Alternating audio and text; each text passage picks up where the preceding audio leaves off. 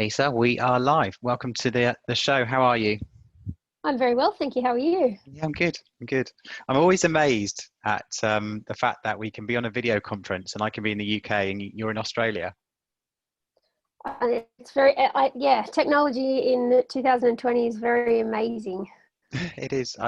Last week I was on the call with Skip Cummins and he was in Vegas, and it was literally just like we were mates chatting to each other, and it's incredible that the improvement in technology is really allows people to connect all over the world. It's incredible. Yeah, it's awesome, and especially like yeah, we were saying before, especially since COVID, it's been a godsend. Really, I don't think many people's positions and lives would have gone quite so smoothly if we didn't have it. I think relying on sending letters in the mail could have been challenging.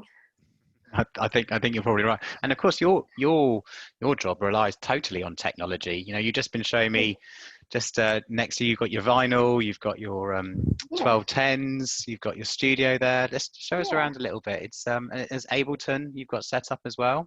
Yeah, I've got Ableton. I've got a complete Native Instruments complete keyboard. I've got Ableton 2, like the Push 2. I've got a UAD sound card and the Presonus speakers. Um, so I've just sort of been collecting and upgrading for the last maybe 2 years, really, 2 or 3 years. I've just started really getting into production, um, I guess, independently in the last 2 to 3 years. Mm. Is it Yeah. like a constant search for new technologies because therefore you can make a new sound, or like it's what's because do you find that you're constantly searching or constantly trying to develop that sound? Yeah, absolutely. So, and you know what? And it's almost a bit of an addiction, I'd say. And I don't like to use this word, but it's kind of the only word that sums it up. And you see it around, is a gear slut. So you sort of become a bit addicted to upgrading and like just, yeah, seeing what new plugins and software and things are capable of, and like watching other people's tutorials and stuff, and you're like, oh, I wonder what that is that they're using. And then so once you search it, and then you're sort of like, oh, I need that thing, but then later you realize you don't. That's always the way. You don't, like, you really, a lot of the stuff that you buy or get, acquire, I should say, is you don't really need it. You don't. um, so a lot of the stuff that comes with Ableton it's pretty good, but you do get also used to using um, certain plugins for different effects. And yeah, like there's some plugins that I certainly couldn't do anything, I couldn't be without now. um, that, I guess it would be like the FabFilter Pro Q3 EQ and Isotope Trash. I don't, and yeah, I don't think I could be without those things. Mm. What led you to sort of choosing to use Ableton? So I know there's different sort of programs out there, but a lot of the DJs I speak to do use Ableton. It seems Yeah, to be a tool of preference. yeah. What was your sort of thinking behind it? Ease of use would be definitely the reason. When I first started playing around with music production was probably about 10 years ago, and I had a copy of Reason. And at that time, I didn't really have enough knowledge to understand the way that, I guess, that sort of program worked, in that you plug different things in via the connections and stuff. And I didn't really understand it. I was certainly, I was still just going, oh, kick bass, kick bass. I didn't really know what I was doing. Um, so yeah, then I had a go of Ableton, and I went to the SAE in Melbourne, which is like a music school sort of thing. I went there, and they were using Logic, I think, and I still didn't really like Logic either. And while I was at school, I got Ableton, and I just never looked back. It was just so user friendly. Mm. Mm. Yeah, I can imagine. And then, of course, there's loads of, I've done some production on Ableton. There's loads of plugins that come with it. So there's loads of different sounds or synths or just bits you can take to build out your track, isn't there? Yeah, there is. And there's a lot of online help, I think, which is something that I really like. There's a lot of videos and a lot of information and forums and um, I guess community around Ableton as well. Mm. Mm. And is that how you sort of educate yourself a little bit? Is that you're using a lot of their online videos and different people on YouTube probably talking through kind of this is how I make this sound or whatever. Is that how you sort of educate yourself on this stuff? Yes, it is. So I guess I sort of started off with a friend. You would have heard of him, Splinter. He makes Mm. hardstyle, and yeah, so he and I we started writing music together quite a few years ago. But yeah, Brenton is very advanced, and he would spend days and nights just on the computer and like learning and learning, where I couldn't sit down for that long. Yeah, I'm not that person. So it's taken me quite a bit longer to become comfortable with using the program. And now I forget what you asked.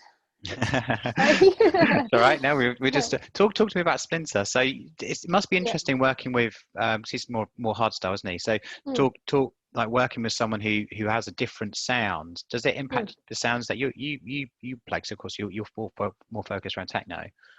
Yeah, so it used to in the past. So he's gone in a totally different path as well, in that he's making raw style now, and still hard dance, I suppose, but in very much he's got his own distinct sound. Um, for me, hard dance, like I was playing that for 15 years or something, and I just got over it. I really did. I don't know. I didn't enjoy where the music was going anymore. I just, the passion for it sort of went. So, and I'd always been playing around with techno. And I mean, I used to play a lot of, I guess, tech trance and progressive sort of stuff. And so that really, long mixes is always something that I've really enjoyed doing, rather than just stop, just at 4-bar mixes or 8-bar mixes or something like that. I found it really boring. So I just grew out of it, to be honest. That's interesting actually, because Mm. I've been listening to hard music for I don't know since I was probably 15 now. So Okay. I'm 39. So I've been listening to it for a really long time. But there was Yep. definitely a point, and maybe it's due to my age, but there was a point because I more listen to music than I play. I do DJ, but not so often now. But I was always I was really into hard house, really into hard style, hard trance, that whole scene for a really Yep. long time, probably 15 years. And I was like, don't if it's not that, I don't want to listen to it. Yep. But maybe as I got to 30, I was like, oh, there are other noises, there are other sounds, and I don't know why. Probably in the last 10 years, I've gone much more into house, techno, and I still will listen to that. I listen to Mm. Kutski and Marky G and other people, etc. But that's like a treat. I'll do that once a week, whereas the rest of my day is filled with house and techno. It's funny Yeah. how you sort of change. Me, I've changed as I've always had dance music in my life, but Yep. like it's funny how you sort of change it, and you've sort of been on that journey as well, but as a DJ. Yeah, absolutely. So, yeah, and I think it really did come down to just the music becoming a little bit repetitive and boring for me, and just like I couldn't do long mixes anymore, and just the chopping and I don't like it. So it just wasn't fun for me anymore. So I stopped, So what is it and it about was the tech? hard. What is it more about techno music that you really love to mix and allows you to create those longer mixes? Well, like techno tracks, so I guess a standard techno track goes from anywhere between 5 minutes to 7.5 minutes. Where a hard style or hard dance track, they used to be that long. They used to be like 6 minutes, Mm. 7 minutes, some of them, and now they're 3-minute tracks. Okay, you're And really chopping and changing if you're mixing yeah, 3 minute so tracks. yeah, they're literally doing, you know, 8-bar mixes or something, and 16-bar mixes, and it's just not fun. Where techno, like you can really mix the music and play around with the sounds. And I really like the progression from one track to another more so than just bang bang bang, just big drop after big drop. It's not.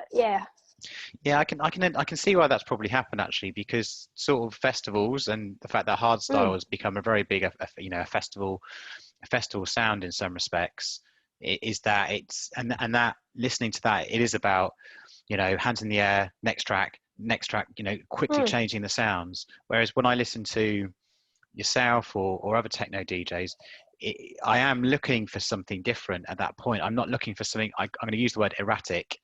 But I like the erratic when I'm going for a run, or I want that sort of night out.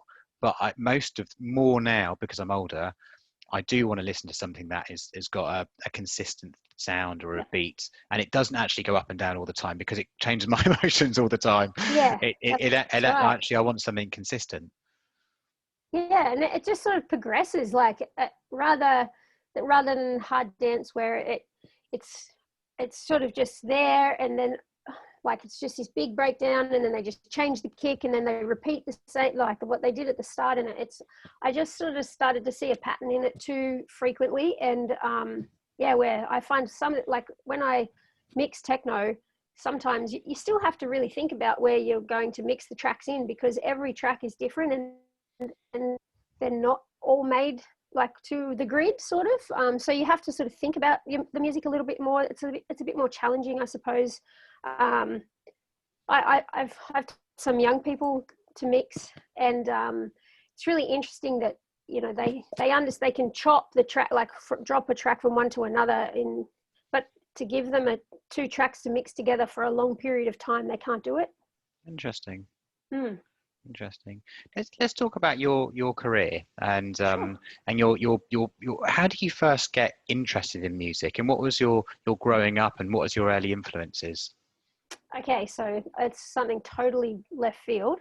I used to listen to a lot of heavy music, more Manson and Korn and Tool, or a lot of like really, I guess, old school hip hop, 90s hip hop, like Snoop and Dre and NWA, and a lot of all that sort of stuff. Like I really, really liked that sort of music. I never was into the radio, so to speak. But on Friday and Saturday nights, I can't remember what night it was now, but I grew up in the country, right? So I never really could go to clubs or do anything like that. There was the Nabiac pub was about all there was. So I used to listen to Triple J Mix Up on the weekends, and it just always got me interested in the music. I was always, I'd stay up at night and be like, what is this stuff? Like, and back then it would have been sort of hard trance, I guess, or there was a lot of early techno and even trance back then. I heard on the radio, and that what's that? I'm not even sure if I've heard of that. So it's spelled SCHRANZ. Hey, right. Yeah, definitely worth checking it out. It's hard techno, is what it is. It's really industrial sort of sounding, and it's about 160 BPM now. But back in the day, it was more around the, I guess, 138 to 145 range. And now it's it's just banging. It's crazy stuff. One of my favorite things is to discover, one, a new DJ, or two, a new sound. So like, okay. if that's a nugget from today, I'll definitely go and look at it. So if you check out on my SoundCloud, for a while I started putting up Shren's mixes. Okay. Yeah, they'll be on my SoundCloud. You might like them. Yeah, I'll give that a try for sure. Yeah. So you're talking about some of those early influences, which are really, as you said, are quite left field from the sort of stuff you're interested in today. I loved that music. I loved like Pearl Jam and I guess just the sort of like that late 90s rock and heavy sort of stuff. And then I started listening, to Triple J Mix Up, and started sort of getting right into that sort of late night music. Back then, I didn't know what else to call it. It was just like this music that's on late at night. And I went to Sydney and like found Central Station Records down there.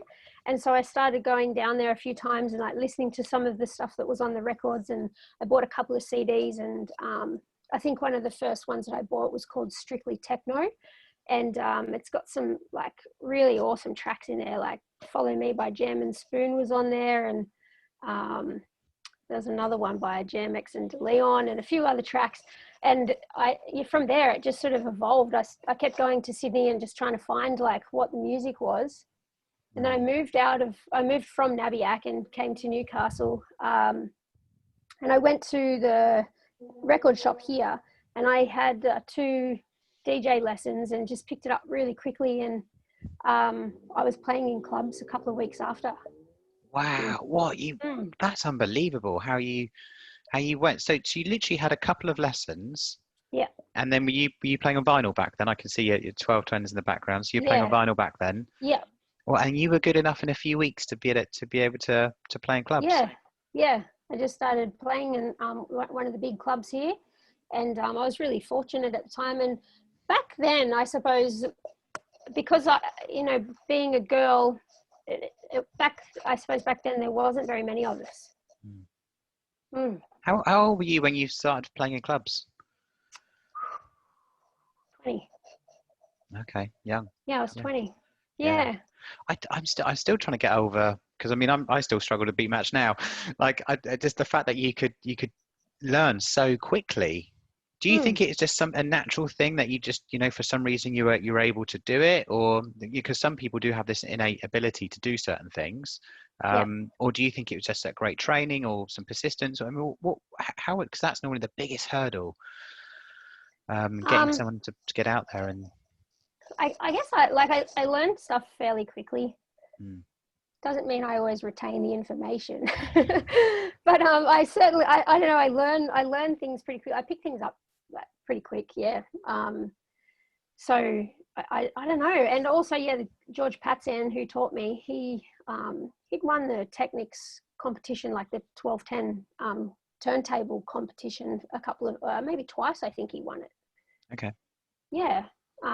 So I also had a great teacher, and I sort of just met some really cool people in Newcastle, and I practiced a lot. I mean, I don't know if I was very good when I was playing out, I have no idea now. I mean, I'd love to like see a video or something, but I probably sucked. But I was doing it. Well, it's giving you a springboard to get to where you are now. Like when you're putting together some of those early sets, do you? Because I always hear this thing, whether DJs play to the crowd and they sort of make it, they try and play as much as they can, or do you plan your sets? I mean, back then at the very beginning, how were you approaching those live performances? I planned every set. Okay. From start to finish. Yep. Because I was also nervous, and I still get nervous now. And even now, if I'm playing a gig, which hopefully we will do again one day, pray to the gods. Everyone's like that, yeah. I still plan probably the first 30 minutes of my set, and then after that, I just am like, okay, I'm comfy, and then I'll go from there. And maybe I will plan 2 or 3 different sets the first 30 minutes of it. Just depending on when I go to the club and I see what the crowd's like and hear what the DJ playing before me is playing. I don't know. I think in my early 20s, I definitely had a period of time in my life where I was arrogant and, just this is what I'm going to play and I don't care. And, I soon got over that. So I don't think it's the right attitude at all. Like you're really there to do a job, and you should accompany the DJ after you and before you, and just fit into the night. I think I don't think anyone should just go up there and be a hero and play whatever they want. That must be really hard though, because at the very beginning, because if you are saying, well, this is my sound and this is who I am, you're establishing yourself in those early years. Is it quite difficult, because it's probably quite a mature thing to say, I am going to play. I mean, sort of blend into the night as it should be based on the time you're playing. I mean, that's a very mature DJ. I think that does that is probably a bit more established. Is it quite difficult? I mean, like you said, quite difficult at the very beginning to then be able to do that when you are trying to establish a sound. Yeah, absolutely, yeah. But I think when I started, I don't know, the music that we were playing, and people just liked it. So I never really questioned it to be honest. I never really questioned it. Mm. So I felt really comfortable and okay with just going and playing what I was going to play. But at the same time, I would definitely have those backup sets ready to go in case, just in case that I had to change it, or if I had to do something like even now I still do the exact same thing. I mean, I definitely go out there, and if people book me in that now, I play, they know what they're going to get. But if I have to change the music depending on what the crowd's doing, then I will. Yeah. For sure. Well, I'd rather have a packed crowd than one that's leaving. Yeah, of course. I mean, that's the thing, isn't it? And you've played some big places, haven't you? Some festivals and things. Where's been the favourite places you've played? I mean, it's you've really been about everywhere. Let me just reel off some: God's Kitchens, Transmission, DEF CON 1, Ministry of Sound. I mean, Magic City. I mean, DEF CON 1. it's the dream for a lot of people. What are some of those gigs been like for you? Really good. DEF CON was always fun. But it was, I'll be 100% honest, it was also, DEF CON Australia was also a very strange time, because it was, when it started here, it started in the time where hard trance and the hard dance sound was really sort of phasing out, and they were just moving entirely to hard style. Yeah, because it was predominantly hard style then, wasn't it? Yeah. So they were really sort of moving that out. And when I started, I think my first DEF CON set, I played 9 DEF CONs, and my first one, I was lucky, I guess, in that way. My first one I played on it was the purple stage I think it was at the start.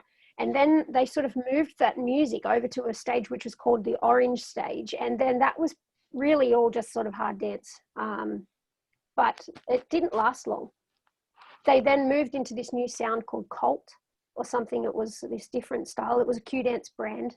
Oh, yeah. And so then we sort of got molded into that. And was that more I started playing Schranzen. I just got over it. That was Subground, wasn't it?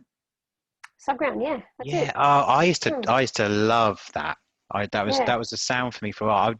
I was talking to some other DJs who were playing a bit of Subground, and I wish it was still here. Like I really liked it. I loved the cult brand, and I thought it was really going somewhere. It was Active, wasn't it? Yes. And I thought that was really going somewhere. I loved that ground. I loved it, how thumping it was. But it wasn't hardstyle and it wasn't techno. It was something different. And I really loved it. I wish it could make a resurgence in some way. I think if you listen to Acti's stuff now, T78, I find a lot of his music at the moment is sort of pushing in that area. Yeah. I think people touch on it. You're signed to Frank's label, aren't you? To Fake Rome. Yeah. So I listened to ASYS, isn't it? Of course. Yes. So I listened to him a lot, and he was playing a lot of Subgrounds, I'm going to say, years ago. And that's when I really got interested in Frank's music, and I was just listening to that religiously on repeat. So I was like, this is so brilliant. But it's funny how things merge, and they're only minorly different. A lot of people, if you're not into hard music, probably wouldn't really understand. But for us, you're like into the minutiae and right into the detail. It really makes a big difference. Absolutely. I got into this whole other sound too for a while. It was more, it was called hard tech, and it was people like Liam Howes or RG. Who else was doing stuff like that? I love Project RG. Tech was another guy that was making this really amazing music, and it wasn't hard trance and it wasn't hard style, and it was just this really niche in between genre. But nobody in Australia really picked it up. Like there was a lot of us DJing and playing it, but you couldn't play a whole set of it because there was just it wasn't crazy enough, I don't think, for the time. Because once DEF CON started here, people just were like hardstyle. So they sort of, all those little genres just sort of faded out pretty quick. Yeah, it's funny how hardstyle just took over in some respects. Mm, I mean, when I was first into hardstyle years ago, when I was sort of enjoying my hard house days, and I was like, oh, what's this other thing? Oh, it's hardstyle. I really didn't know how to, wasn't sure about it at the very beginning. But then that's in the UK, and we would have the occasional hardstyle DJ then, and then across Europe, this other huge thing was happening, and I was talking to Mike Steventon last week he oh was yeah, from Side Effect, yeah, and yeah, we were talking about, because he's from the same area I am in England, from Devon, okay, Plymouth. We used to go to the same club. Funny enough, we didn't know right, each other, but we used to go to the same club, and we have a very specific type of hardstyle from that place, and it's right, very okay, recognizable. So if someone plays that type of hardstyle, it's like I know exactly the club where we love that music, which is a club called Dance Academy. It's closed down now, unfortunately, but that's where no it came bummer. from. And then the Yeah, hardstyle, the European hardstyle sounds is really different. It's really different, and that's obviously why DEF CON's been able to have so many different stages, because there's just so many different flavors of hardstyle in some respects. absolutely. I remember the second or third year that I walked in there, and I was just like, wow, what is half of this? I haven't heard of half of this music before, you know, and it was just so heavy. And yeah, I was like, I don't know, I don't know what I'm doing anymore. Like, what is this stuff? Like, yeah, it was crazy. But at the parties was still amazing. Their production is just second to none. Like, Q-Dance is, you know, and they looked after me too. I worked for them. Uh, with their ticket stuff for this region. Yeah, and I worked for them for quite a few years and held their DJ competition up here. And yeah, they're a great bunch of people to work for. Yeah. Oh, okay. Mm, That's good. That's really good. mm. What? Let's talk through this. So when you're playing at somewhere like DEF CON, because I've never been there. I'm never going to get there. But like when you play and you're on it and it's going really well, what's that feeling like? Because I mean, the clubs that I played at, small clubs, two, three, four, 500 people. I mean, that's brilliant, Okay. right? But when Yeah, you're playing in front of thousands of people and you're playing a track that you love and you know what's coming, what's that like? that's a tough question. Um,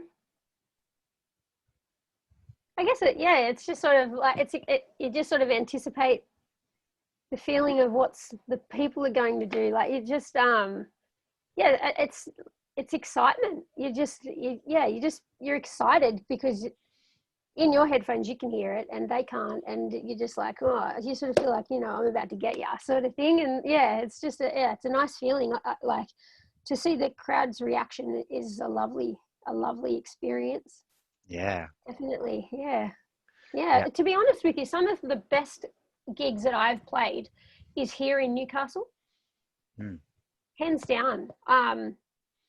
I've always found playing here, the the crowd has been I don't know, a little bit more open to new stuff, and I've always felt a little bit more freedom up here. And in Newcastle, like, you would know of Delete as well. You Yeah. know, Yeah. Yeah. Yeah. he's from Newcastle. Okay. Yeah. Splinters from here. I'm not sure who else is like that you might recognise, that would be from here. Anyway, it's just got its own sound and its own feel here. We've all sort of played a type of music, and when people have left, you can hear it in their music, Mm. Do you, the sound that comes from here. Why do you think is that to do the people, the culture? Why do you think within that specific? Because again, if I go back to my roots back in Devon and Plymouth, where we used to listen to Yeah, very specific sounds, and that had a specific bunch of people that would follow it. Why do you yeah. think then, in some respects, in Newcastle, that the people just tend to be more open, maybe are more open to different sounds? Why do you think that is? Because sometimes, I mean, I know a lot of people go, I'm going to go to that event, that festival to listen to that DJ because I want to listen to that sound. And Yeah, a lot of people, I was like that. That's why I said the 15 years. I was like, I'm listening to Tidy Boys, I'm listening to Marky G, and that's Ed Real. They're the people I'm like, I'm going to listen to them. Well, yeah. why do you think sometimes crowds can be a bit different in some ways? Um, because of their locals, because of the resident DJs, I think. Because if you're if you go to the same clubs, like say Newcastle is an hour and a half, or an hour and 45 minutes away from Sydney, so it's a bit of a trek to go down there. Um, So if you're gonna go out in Newcastle, this was years ago, not so much now. It's very different now. But if you were going to go out in Newcastle, you sort of I guess the local DJs, because we were all such good friends, we very much pushed like a certain sound, and so it just sort of became a little bit it was just accepted.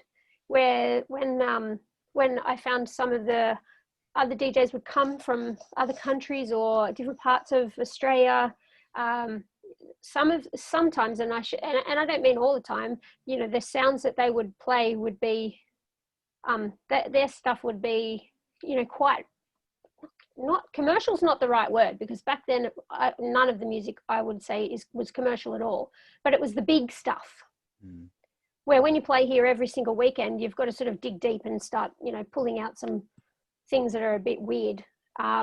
Yeah, because you're probably playing to quite often similar crowds that are going out. Yeah. When I was going out years ago, I was there every week, so I was like, if you were playing the same set, it would be like, well, you know, you need to mix it up. I used to listen to a lot of Tom Costello, and he would be really, really different week to week, and that's what we love. Oh, I wonder what Tom's going to play this week when he closes the night.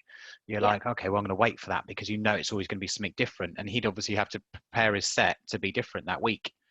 So yeah, and I think if you would imagine the touring DJs, they would have played a similar set. Like if they were playing, say, 4 clubs in the weekend, they would have played almost the same set in the clubs around, like across the country. So like we're here, if you're supporting something like that, then you would had to have and you're doing it every week, then you know you've just got to you also need to just keep playing different music every week. Like I don't know, maybe that's why. I don't know, I could be speculating, but yeah. So talk me through how you got signed to Frank's label. Oh, okay. So I've known Frank for quite a while, since, like, I've got some of his records there. So yeah, Frank and I have been friends for quite some time, and I had him play at Style, which is the night that I ran here for quite a while. And he and I and Splinter, we wrote a track together. So I don't know if that's my phone. Sorry, give me one sec. Okay, it's someone coming to book you for a gig, probably. It's my cousin. So yeah, I've known Frank for a while, and I'd sent him some stuff that I was working on. This was still when the label was still really new as well, and he just sort of liked what I was sending him, and he's like, let's just do this, like, let's get you on. But lately I've, like, I don't know, I'm sorry, is that going to stop ringing? Sorry, give me one. They're really keen. They're really keen to book you and get you onto this gig. Yeah. Oh, it's ringing on my computer. That's the problem. Sorry, can you give me one sec? It's all right. It's okay. Okay, that should be fine. Okay, so I guess Frank just was, he was just sort of into what I was playing, what I was writing, and we had a really good, like, working relationship, and so it just sort of ran smoothly and was like that. Yeah. So it's actually been quite a natural progression, because a lot of people, of course, a lot of DJs out there and producers will be looking to get signed at some stage. You know, they're creating tracks, etc. But for you, it sounds like it was quite a natural progression, because you were already out there creating tracks, releasing music, and of course you built up a long-term relationship in some respects. Yeah. I think a lot of the industry is about relationships and your how you treat people, and you know, being a good communicator with other artists, and it's really important that you maintain positive relationships with people. Very important. At the moment I have not released anything for about a year, and I've been working on quite a lot of music, and I just had a couple of tracks come back from being mastered, actually, which I'm happy with. So now I'm about to start shopping them around. Yeah. So when you say shopping them around, what does that mean? How are you going to get the music out there?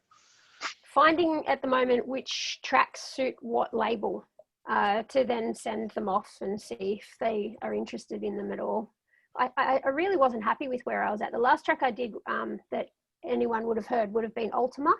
Okay. And I just wasn't happy with it. Like, I mean, it was a good track, but I just knew that within myself I could just do better. And I spent a lot of the time of lockdown when a couple of months ago, just relearning a lot of stuff and I guess going over things that I had put aside and fumbled my way through for many years. And now I don't feel like that anymore. I feel a lot more confident in where I'm at.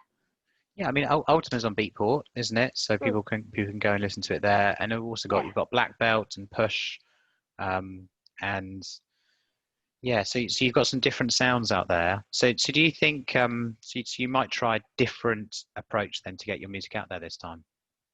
Not so much a different approach, just I have had a different approach with the way that I'm producing music, and I took a whole year to get there. Okay.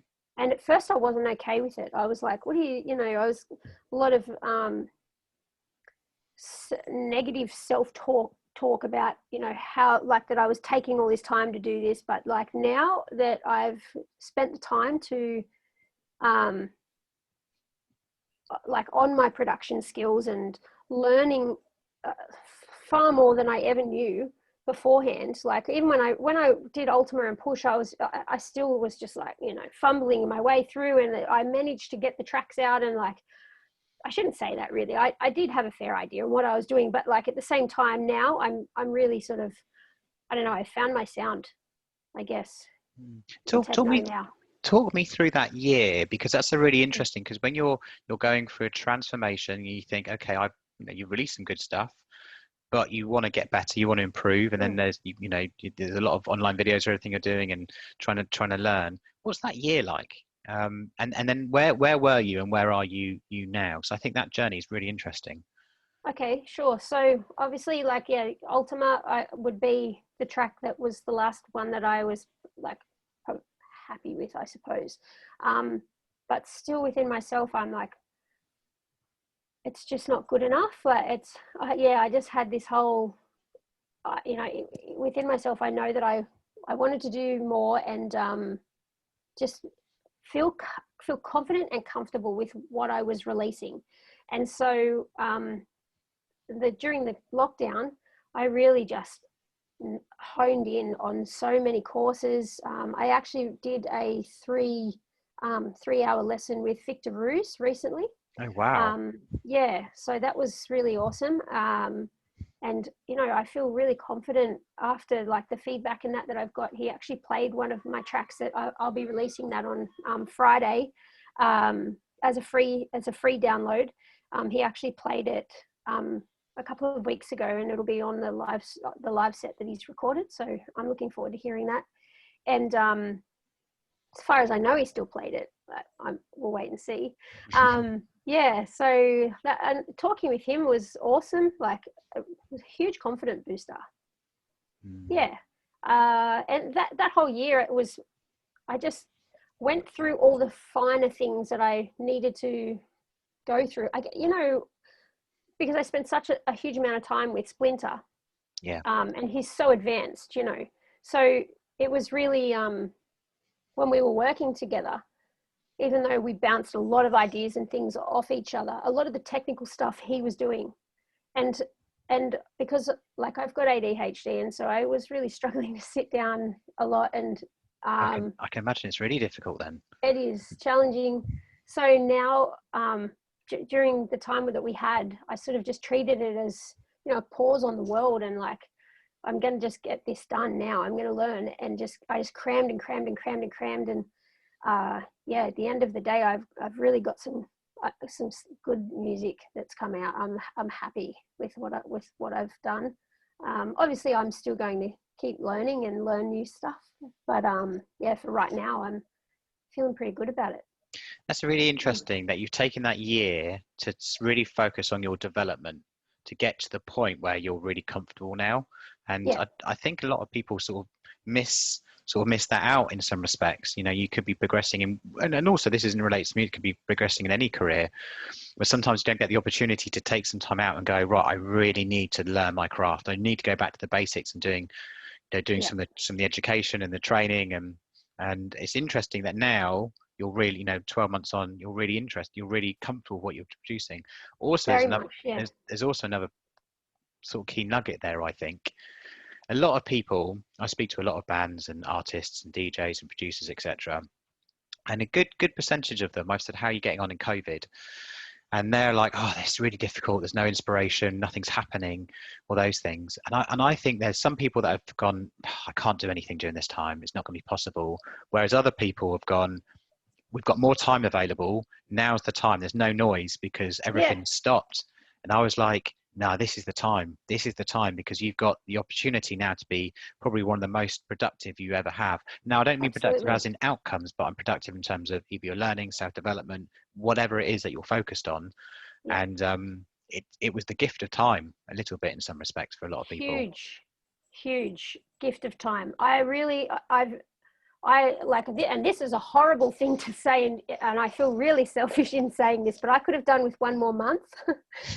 1 more month locked in, I think, would have been just awesome. But like, that's being, that's not, I shouldn't say that, but at the same time, it was like a pause on the world, and it's like, what are you going to do with this time? You can either use it to the best of your ability, or you can just sit around and be annoyed by it. And for me, it was just like, right, I'm going to do this, and I'm going to do it right now.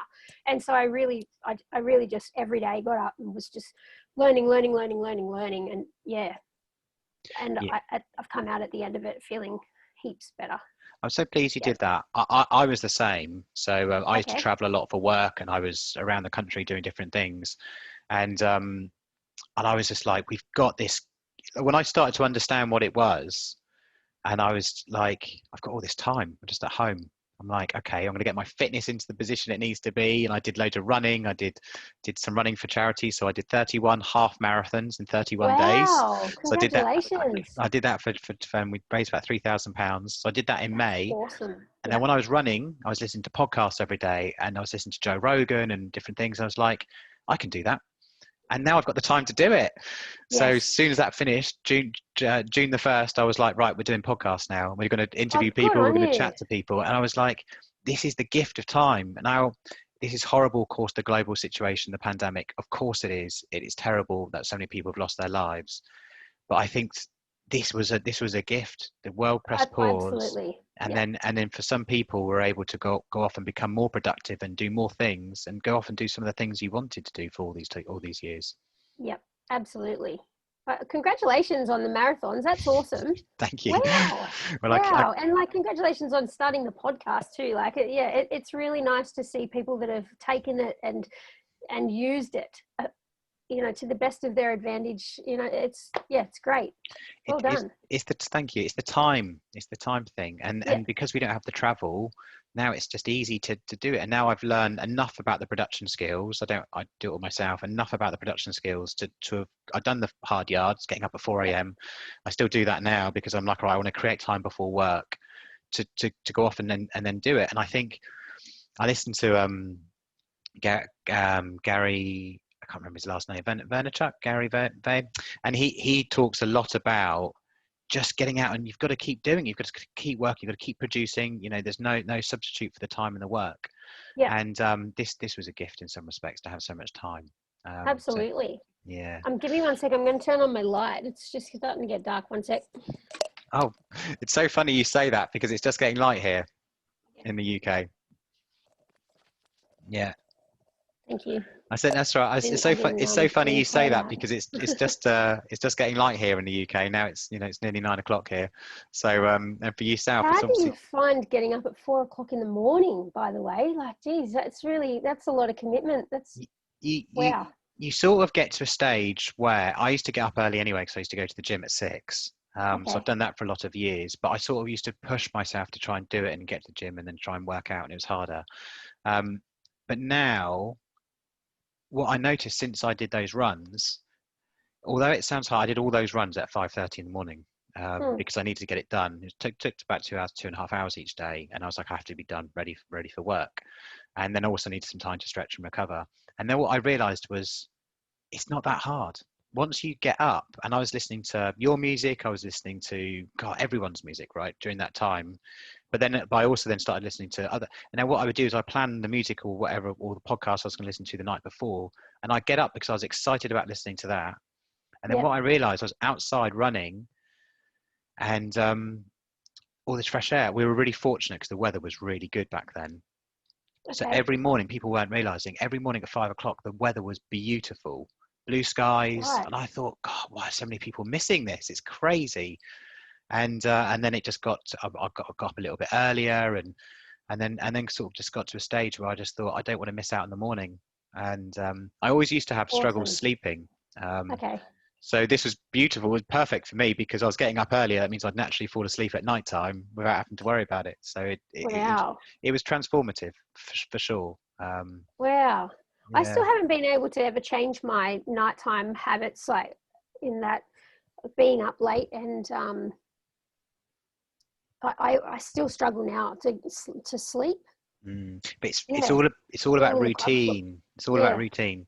But Mm. your challenge, of course, is because when you're out gigging, you're playing late. Yes. So for you to come back into a routine of trying to get up early or having a routine, I imagine that's going to be really difficult. It is, and like my job that I have, I work 4 days a week in a regular sort of job. I guess it's not really regular, but it's fun. Um, and yeah, so I start at 8 o'clock there, and like to do that, even for me was, I've got to be up at 7 o'clock, and it was a long time to sort of get to change my go to bed earlier, because I would often be on my computer for to 1 o'clock, 2 o'clock in the morning. I did Mm. it for years and years, and now I guess I can't do that anymore now. I can't sleep after I've been, if I have a few hours on Ableton before bed, I really find it hard to unwind. Well, yeah, because you're there, and that's also probably one of the hardest things. You're being creative, and Ableton, it's all flashing lights, and you're really thinking about it, and also you're excited because Mm. you're doing something you love, and then to go from that to a relaxed state to be able to fall asleep, I can see it's just almost impossible. Yeah, it's the sounds too, because you might listen to the same loop for 5 hours. And so it's, you just go crazy after a while. But the best thing about it is the night day test. So like if you do something at night, and then the best thing to do is walk away from it and listen to it again the next day. Mm. Because nine times out of 10, you will be like, I don't know what I was thinking when I was doing this, and I have Yeah. to change it. But you always come in with a fresh approach and know straight away what you have to do to fix it. Whereas if you sat there, you probably would just get more and more into the shit and be like, no, this isn't sounding any good. And then you get angry and then you go to bed. So it's best like to leave it at a certain point and say, oh, I'm starting to just not make any progress now. I've got to go. I've got to leave it. I've got to go to bed, and then come back the next day. And it's, yeah, well, I wouldn't say 9 times out of 10. I would say that for me now, it's probably 6 out of 10. I'm like, no, fix it. When you've got fresh ears, it's like, yeah, you know the next day what you should do. But I always find that once I'm towards the end of the day, I might be trying to do something which I'm tired or whatever, and it might take me an hour to do it, or Okay. I'm chugging it through and I can't do it. But yeah, I know if I do it in the morning, it'll take me 10 minutes because my mind will just be direct and fresh. Freshest. That's the Yeah. other thing I was going to say about the 4 a.m. thing. At 4 a.m. at 4:30, once I'm up and I'm in the studio and I'm working, that's when I do my best work. And Really? that's what I discovered. And when I flipped it on its head, because in the evening I'm tired, and during the day, you're doing other things, I was like, that's when I'm the most creative, and I have the most completely clear in thought. And that was Mm. when, yeah. And for me, I only discovered that in the last 6 months or so. I was like, Okay. oh, I have to get up because I need that time. Now, not Yeah. always. Sometimes you get up and you think, oh, I'm really tired today. But most of the time, I'll get down, have a tea or a coffee or a green tea or something, and I sit there, and my mind just works better. It's Right. just an odd thing, but Yep. if you don't get up to try it, then you'll never know. That's the thing. No, So I realized I was that's missing right. out on the best part of myself productively. You're exactly right. And I guess another thing I had to stop doing, I also I get really I really don't like social media. Mm. It's something that I see my sister or like a couple of people I know, and they're just like on their phone all night, you know, checking like Instagram or scrolling and scrolling on Facebook, and then you know, often they can't sleep. And I think, well, you're going to bed with all this craziness in your head. And social media is something that's really influenced my music a lot, I would say. I have moments where I can't I can't be around it. I can't have anything to do with it. No Facebook, no Instagram. I delete them off my phone or I deactivate them, and I just find them so stressful. And when I don't have them, I get into being creative. I really use do. a term that it's a necessary evil Yes. in Yeah. in the fact that I wouldn't get any listeners to this if I didn't use social media, because no one would That's know right. about it. Yeah. And it's the same for a lot of people who have some sort of digital production. So Yeah. for yourself in music as well, it is a necessary evil. I mean, I found you on SoundCloud, which I listen to every day. Okay. And I mean, I suppose that's not so social media in some respect. It is the Twitter and Facebook. But interesting, I was talking to a guy last week called Skip Cummins, and he I suppose he's a motivational speaker, but he was talking a lot about boundaries. Okay. And he was talking about having boundaries, and that boundary we can apply that to social media, but he was applying it to his personal life in giving enough time for his kids and his wife, and you know, giving everything a break. And since I sort of listened to him, I was like, you know what, there are times, and my wife would make a comment, which is we're having dinner and something will happen on my phone, and it might be an email from work, or it might be something's happened on social media, and I'll pick it up. I'm thinking, and that was when Skip put it into perspective, really, and he said, why? Because you're the person that's the most important is the person in front of you at that point, Right in not front some of you. little ding that you've just had off your phone. Yeah. So yeah, so now that boundary is firmly set. After 5 or 6 o'clock, the phone's away, and I just dedicate that rest of that time with my wife. And That's awesome. but it's sort of, you need someone to point it out almost, to go, that's Yeah. not okay. And Yeah. I did the same as you. I deleted Twitter and I deleted Facebook for a while, and I just had it on my laptop, which meant when I went to my office to work, it was there. Good, that's fine, because that's when I'm using it as a tool. Yep. And I think people can be far more productive, like you said. Definitely. It just changes my mood and everything. As soon as I really haven't done much scrolling on Facebook in probably 2 years, because I have a blocker on my computer that is it's called Newsfeed Eradicator. So Okay. so it just gets rid of the newsfeed completely. If you use Google Chrome, I'm not sure if there's one on Firefox. There probably is. But yeah, I just, so now if I click on the home thing on Facebook, there's just an inspirational quote there. There's nothing. It's great. That's actually, Yeah. what plugin or what link is that? It's called Newsfeed Eradicator. Okay. And so you can get that through the Chrome store. It's free. And it's just a plugin that you can have on your, like at the little icon thing at the top of the Chrome browser. I mean, I think that's a great tip. That is a great tip, because I think we all get, can't see anything. I find that you just end up scrolling and scrolling. I'm like, I don't even know what I'm scrolling for.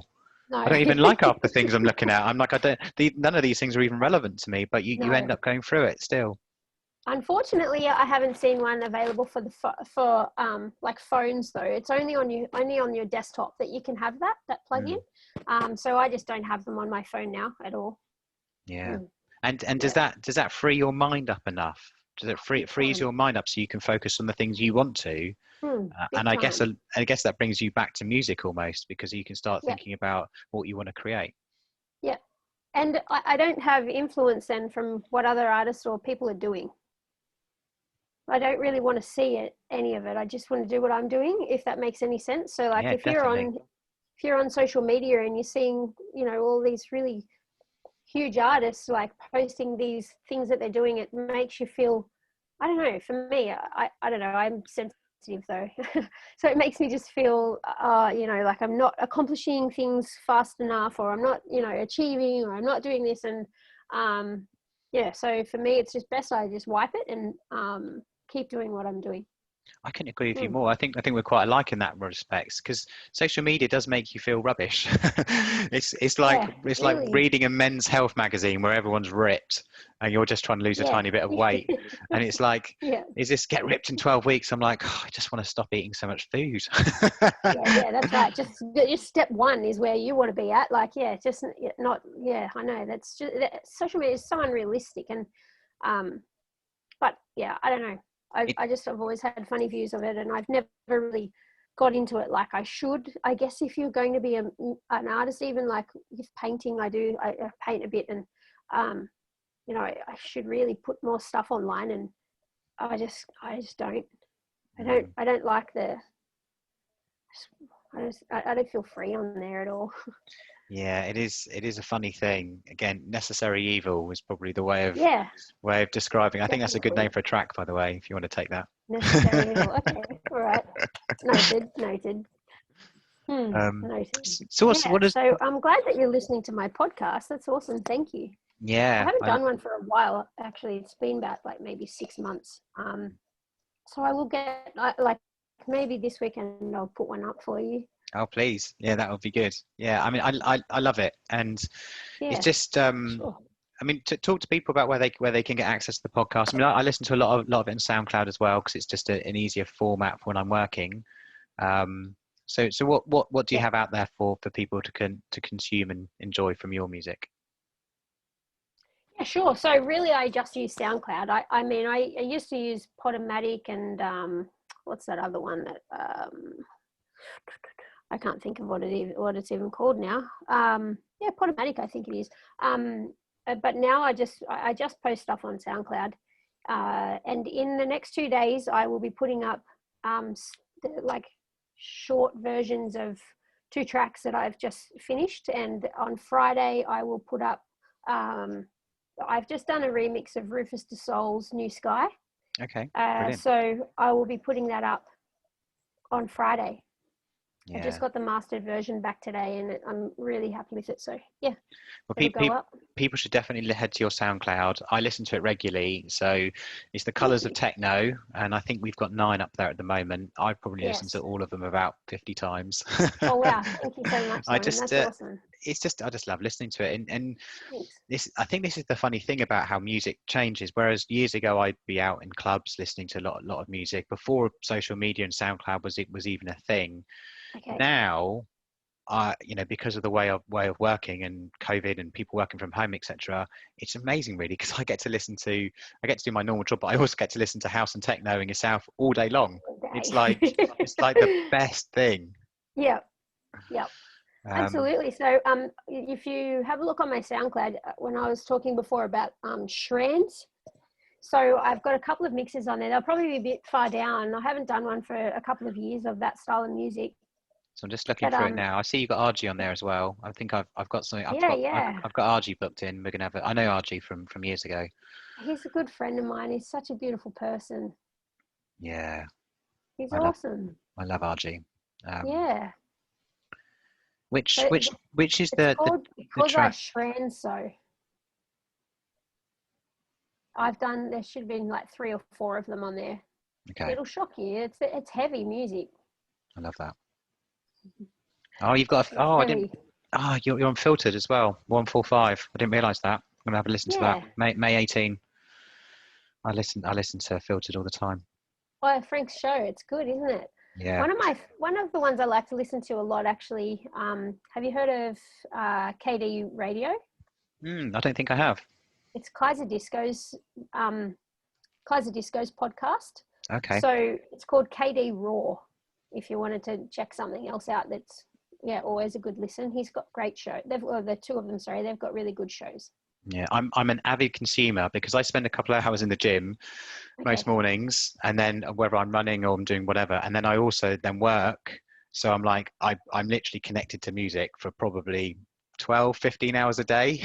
so Wow. so so Wow. so I need to be, I have a lot of entertainment. I need a lot of hours to be consumed. So Okay. I do get through a lot. So it's a good thing. So please keep doing what you're doing because I love it. No And worries, I will. I'll and send you some links on Facebook if you like, of some stuff, like some, if you're wanting to, yeah, listen to some new stuff, like different artists and things. I can yeah. send you some good stuff Well, to listen to. one of my favorite things is to discover new music and a new DJ. And I Yeah. go and tell my wife, I'm like, I've found this new DJ, and she's like, I found this, it's this sound, and it goes. She's like, yeah, it's similar. And I'm like, no, you don't understand. It's so brilliant. No, it's not similar.